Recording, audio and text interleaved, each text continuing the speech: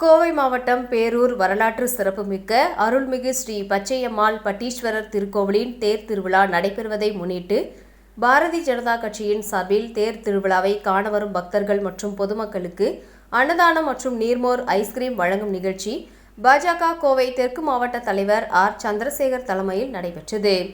நிகழ்ச்சியில் பேரூர் செட்டிப்பாளையம் சக்தி கேந்திரா பொறுப்பாளர் S bakery Suresh, Kovai தெற்கு மாவட்ட ஐடி விங் செயலாளர் JPR, கட்சியின் மூத்த நிர்வாகிகள் ராதாகிருஷ்ணன், சர்க்குரு ராஜா, பச்சப்பாளையம் பூபதி மற்றும் அனைத்து கிளை தலைவர்கள், கட்சி நிர்வாகிகளும் கலந்து கொண்டு சிறப்பித்தனர்.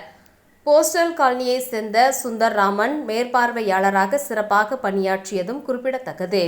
நிகழ்ச்சிக்கு வந்த அனைவருக்கும் மண்டல ஐடிவியின் செயலாளர் நாகராஜ் நன்றி தெரிவித்தார். நிகழ்ச்சியில் பக்தர்கள், பொதுமக்கள் உள்பட ஏராளமானோர் கலந்து கொண்டனர்.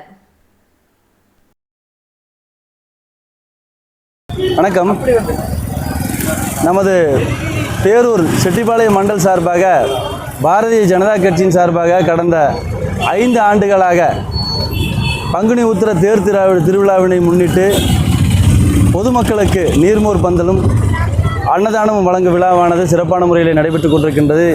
இந்த தேர் திருவிழாவுக்கு வருகை தருகின்ற பக்தர்களுக்கெல்லாம் வருடம் இந்த அன்னதானமானது நடைபெற்றுக் கொண்டிருக்கின்றது. அதை மேன்மேலும் வருகின்ற காலத்திலுமே பாரதிய ஜனதா கட்சியின் சார்பாக தொடர்வோம் என்று நேரத்தை தெரிவித்துக் கொண்டு அந்த நிகழ்ச்சியிலே கலந்து கொள்ள வந்திருக்கின்றோம்.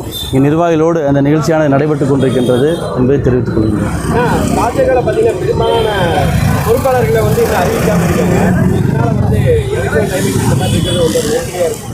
பாரதிய ஜனதா கட்சியினுடைய அமைப்பு தேர்தலானது இப்போ நடந்துட்டு இருக்குதுங்க. அது கிளை முதல் தேசிய தலைவர் வரை, கிளை தலைவர், ஒன்றிய தலைவர், மாவட்ட தலைவர், மாநில தலைவர் என்று அகில பாரத தலைவர் வரைக்குமே அமைப்பு தேர்தலானது ஜனநாயக முறையிலே பாரதிய ஜனதா கட்சியில் மட்டும்தான் நடக்கும்.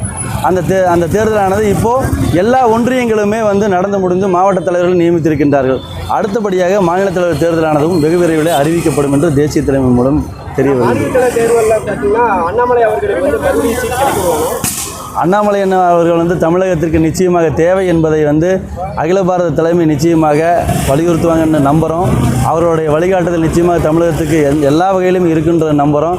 அவருடைய தொண்டனாக நாங்களும் இன்றைக்கி அதை எதிர்பார்த்துக்கிட்டு இருக்கோம். தலைமையானது முடிவு அறிவிக்கும்.